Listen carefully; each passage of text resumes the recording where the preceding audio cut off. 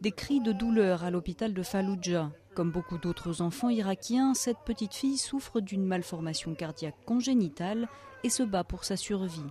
Dans une ville où la rancœur à l'égard des Américains est tenace, ce sont des médecins venus des États-Unis qui la soignent. Les gens ici ont le cœur lourd. Ils ne saisissent pas bien ce qui se passe. C'est de la politique.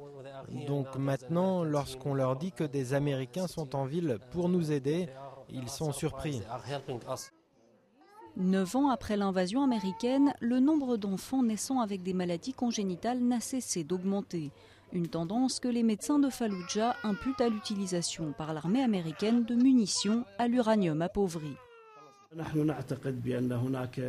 Nous pensons qu'il existe un lien entre la cause principale de ces maladies et l'utilisation d'armes pendant la période précédente dans la ville de Falloujah. L'existence d'un lien avéré entre ces maladies et les armes américaines n'a pas été prouvée. Pour ce chirurgien qui a servi en Irak en 2005, revenir à Falloujah pour soigner ses habitants, c'est un peu s'acquitter d'une dette. J'étais très enthousiaste, mais en rentrant chez moi, je me suis mis à pleurer parce qu'avoir la possibilité de revenir dans un endroit qui a tant souffert ces 10 dernières années, ça m'a vraiment ému.